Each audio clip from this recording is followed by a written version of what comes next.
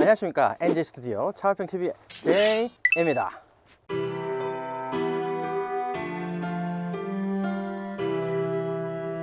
제가 캐딜락의 CT5를 리뷰를 드리면서 K5의 디자인에 감탄했다고 언급 드린 적이 있거든요. K5의 풀체인지 모델이 북미에 출시가 되면서 잘생겨진 얼굴 때문에 한껏 주목을 받고 있습니다. 제가 국산차를 운전해 본 지 상당히 오랜 시간이 흘렀거든요. 그래서 얼마만큼의 시장성의 변화가 있었는지 너무너무 궁금합니다. 빠른 리뷰를 위해서 제가 노력을 하고 있지 않습니까? 그러니까 구독 그리고 좋아요 그리고 알람 설정을 해주시면 아주 고급 리뷰를 가장 먼저 접해보실 수 있습니다. 그래서 오늘 저의 리뷰는 잘생긴 얼굴로 북미 시장을 접수하러 온 기아의 중형 세단 K5 GT 라인 E입니다.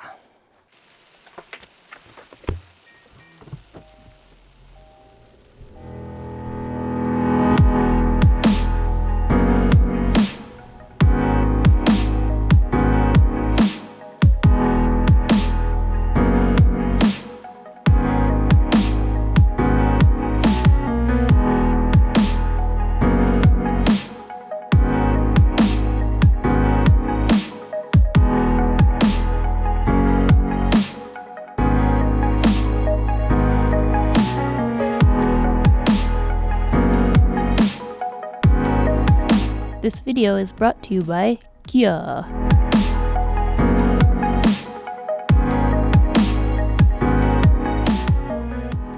북미에서 기아의 인지도가 상당하다고 말씀을 드리고 싶습니다. 소울의 디자인으로 관심을 받기 시작을 하면서 텔루라이드로 인지도를 완전히 굳히는 데 성공을 했으니까요. 4세대까지는 북미의 옵티마로 출시가 됐었습니다. 하지만 5세대 최신형이 나오면서 네이밍 시스템을 기아가 바꿨어요. 그래서 K5로 제 이름을 다시 찾았습니다. 북미의 자동차 회사들이 세단을 다 단종을 시키기 시작을 했어요. 그러면서 오히려 일본과 한국 회사들 간의 세단 경쟁이 좀 더 치열해지는 것 같습니다. 이 K5가 북미에서 경쟁력을 갖추기 위해서 선택한 키워드는 스포티함입니다. 그러면서 북미에 출시가 되는 K5의 파워트레인 라인업은 터보 엔진과 듀얼 클러치 트랜스미션으로만 채웠습니다. 아직 자연 흡기에 미련을 버리지 못하는 일본차 회사들하고는 조금 차별화가 되기 시작할 것 같아요. 또 기아의 중형 세단 최초로 4륜 구동이 옵션으로 추가가 됩니다. 지금 보시는 K5는 GT 라인 트림으로서 스포츠 트림이거든요. 5개의 트림 중에서 딱 중간에 있는 트림입니다. 가장 낮은 트림은 23,450달러부터 시작을 해서 어마어마하게 저렴한 가격으로 시작을 하고요. 지금 보시는 GT 라인 트림은 25,400달러로 시작을 하고, 지금 이 차량은 전륜구동 프리미엄 패키지가 들어갔어요. 그런데도 28,000달러 밖에 하지 않습니다. 그래서 퍼포먼스 그리고 디자인까지 그리고 저렴한 가격까지 해서 엄청난 시장성을 가지고 있다고 말씀드릴 수가 있어요. 앞모습은 정말 멋집니다. 벤츠보다는 BMW 같이 수평감에 신경을 많이 썼고요. 그래서 바닥에 좀 착 달라붙어 있는 후드 앞모습을 보여주거든요. 그리고 제가 좋아하는 디자인 특징들을 상당히 많이 가지고 있어요. 제가 턱을 강조하는 차량들을 상당히 남성답고 스포티하다고 말씀을 드리지 않습니까? 하지만 지금 이 차량은 후드하고 범퍼 부위가 계단식으로 되어 있어서 범퍼 부위 턱 부분이 굉장히 강조가 됐어요. 이 차량은 립 스포일러 쪽이 또 많이 도드라져서 튀어나왔어요. 그래서 굉장히 스포티하고 저돌적인 앞모습을 가지고 있어요. 그리고 지금 보시는 GT 라인은 그릴하고 범퍼가 조금 더 스포티하게 되어 있습니다. 일단 그릴하고 전조등이 만드는 평면이 역각도를 먹고 있어서 상당히 저돌적이고요. 타이거 노즈 그릴이 들어가 있지만 이번 세대부터는 타이거 페이스를 디자인 DNA로 표방을 하고 있는데, 머스탱의 얼굴을 좀 닮아서 타이거보다는 좀 더 상어 같은 그런 얼굴을 보여주는 것 같습니다. 심장 박동에서 영감을 받은 주간 주행등이 아주 길게 후드 위까지 뻗어져 나와 있습니다. 그래서 위쪽만 보면 캐딜락 CT5가 상당히 많이 연상이 되는 전조등이고요. 그리고 주간등 그리고 방향지승이 등이 되는 이 라이트는 또 오렌지색으로 되어 있어요. 텔루라이드가 주간등을 오렌지색으로 하고 시장에서 많이 주목을 받았거든요. 3구 LED로 전조등은 되어 있고, 그리고 안개등이 2구로 또 LED로 들어가 있습니다.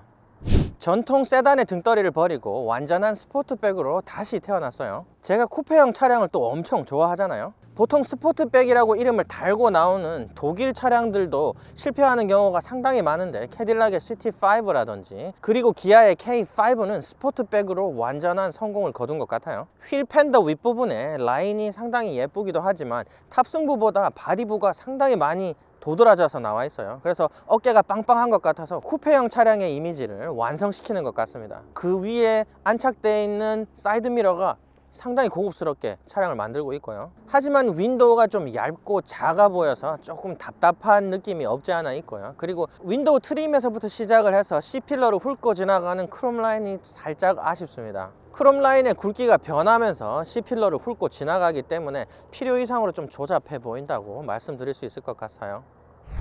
제가 독일차 휠 디자인보다는 미국차 휠 디자인을 훨씬 더 좋아하거든요. 하지만 기아의 휠 디자인은 그 미국 차들의 휠 디자인에 버금가거나 이 GT 라인의 휠은 그 이상을 뛰어넘는 것 같습니다. 저는 고성능 모델인 GT에 들어가는 휠보다도 이 GT 라인에 들어가는 휠이 훨씬 더 예쁜 것 같아요. 18인치에 5스포크 휠이 들어가 있거든요. 복잡하지만 또 조잡해 보이지 않는 스포크 디자인도 완성도가 상당히 높습니다. 오늘 장인어른이 이 차를 보셨는데 휠에 정말 많은 감탄을 하셨어요. 앞바퀴는 맥피어슨 스트럿 서스펜션이 들어가고요. 뒷바퀴는 멀티링크 개별 서스펜션이 들어갑니다. AWD 4륜구동이 최초로 적용되는 모델이기도 하고요. AWD 옵션을 넣으면은 전 후륜에 능동적인 토크 분배까지 된다고 합니다. 그래서 전륜 바이어스 차량이기도 하지만 후륜에 좀 더 토크를 실어줄 수 있는 그런 전자식 4륜구동 시스템이 들어가 있어요. 최근에는 제가 정말 고급 차들만 리뷰를 하다가 보니까 이 가격의 차량에 이런 기능이 다 들어간다는 사실을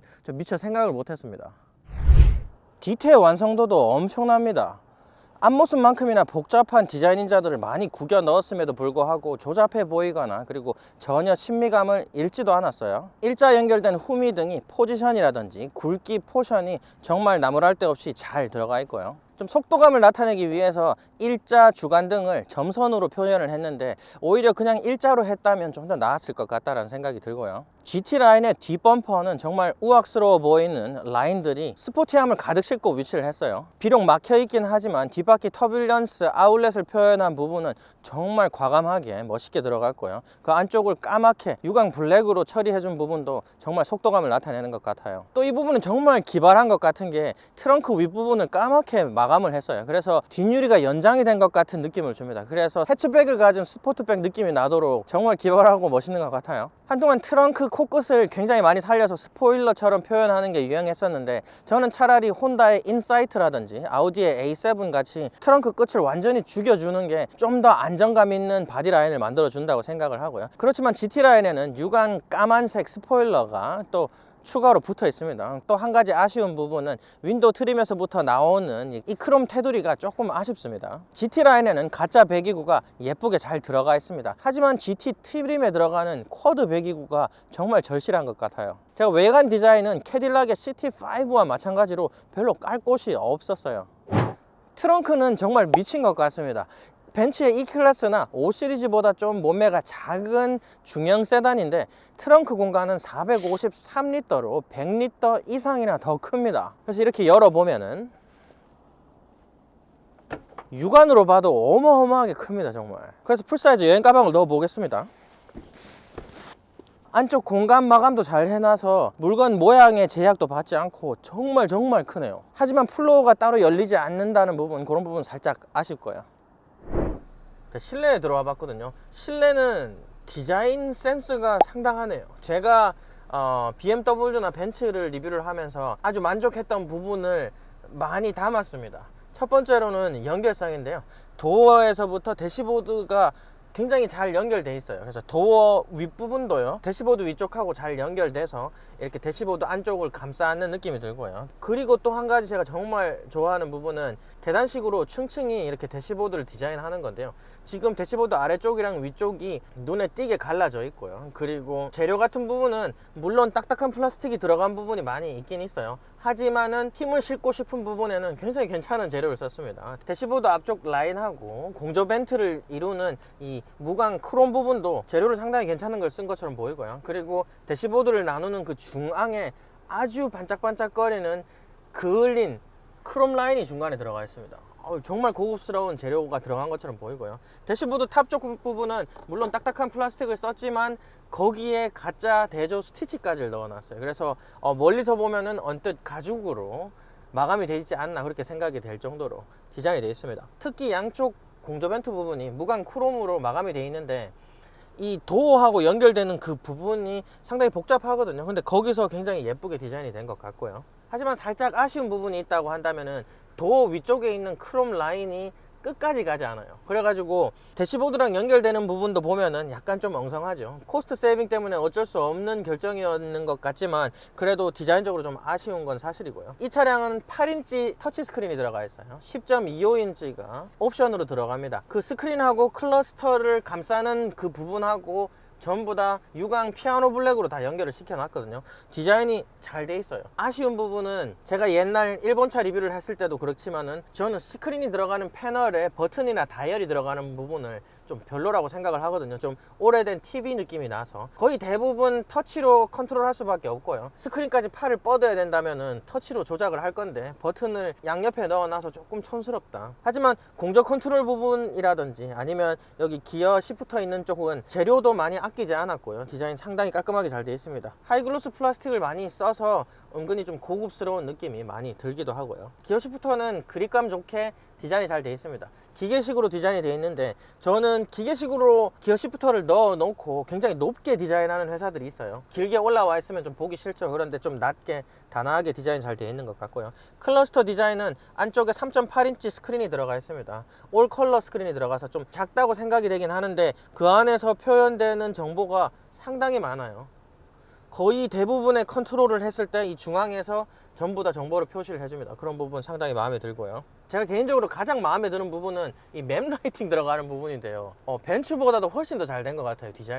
디자인 엄청 잘 돼 있고요. 이게 하이글로스 들어가는 부분 정말 깔끔하게 디자인 돼 있고, 그리고 맵 라이트는 아우디의 맵 라이트랑 동일합니다. 그래서 라이트 자체가 스위치 역할을 해서 터치로 라이트를 또 조절할 수 있는 부분, 상당히 고급스럽고 디자인 잘 돼 있어요. 그리고 이 차량은 GT라인 트림이어서 핸들이 D컷 스포츠 핸들이 들어가 있거든요. 스포크 위쪽에 버튼 배열 상당히 잘 돼 있고요. 하지만 코어 쪽을 좀 더 신경을 써서 좀 동그랗게라든지 아니면 좀 도형 모양을 만들어 놨으면 좀 더 나았을 거라고 생각이 되고요. 그리고 이 차량에는 레드 신텍스 GT라인 시트가 들어가 있습니다. 전 처음엔 가죽인 줄 알았어요. 근데 마감 엄청 잘 돼 있고요. 럼바 서포트 아주 높게 돼 있고요. 허벅지 길이가 조절이 안 되는 시트들은 허벅지 부분이 많이 짧다고 느껴지는데 K5는 이 허벅지 길이 부분이 상당히 길게 디자인이 되어 있어요. 그래서 편안한 느낌을 주고요. 이 차량에는 들어가 있지 않지만 12스피커 보스 프리미엄 오디오 시스템이 옵션으로 들어갑니다. 안드로이드 오토 그리고 애플 카플레이가 기본으로 들어가 있어요. 하지만 무선입니다. 그래서 기아 차종에서는 최초로 무선 안드로이드 오토 애플 카플레이가 들어갔어요. 제 차가 애플 카플레이가 안 되거든요. 그래서 안 써봤는데 제가 이 차를 가지고 있으면서 연결을 해봤거든요.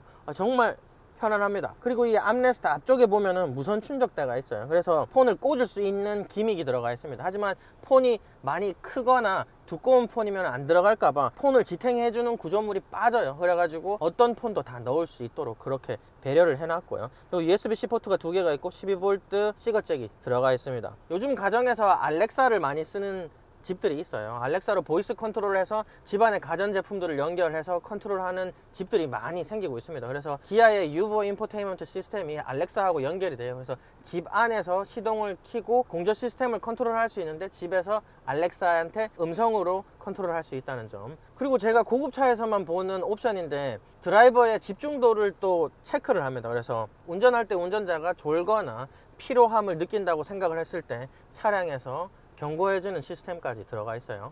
ADAS 시스템에 대해서 말씀을 드리고 싶습니다. 교통 상황에 적응하는 스마트 적응형 크루즈 컨트롤이 들어가고 고속도로 자율주행 모드가 들어가 있습니다. 그리고 차선 유지 시스템이 있어요. 근데 차선 센터링 시스템까지 들어가 있습니다. 당연히 블라인드 스팟이라든지 아니면 크로스 트래픽 알람 시스템은 들어가 있거든요. 정말 이 가격의 차량에 이런 시스템을 다 볼 수 있는 게 정말 놀라운 것 같아요, 저는. 그리고 마지막으로 제가 마음에 드는 부분은 시야예요. 시야가 엄청 탁 트였습니다. 사이드 미러를 도어에 안착시켜 놨죠. 그러면서 윈도우 앞쪽까지 시야가 다 트이도록 되어 있습니다. 그래서 A필러가 굉장히 얇거든요. 그래서 눈에 싹 다 들어오도록 운전할 때 불편하지 않도록 시야를 잘 잡았다 이렇게 생각이 돼요.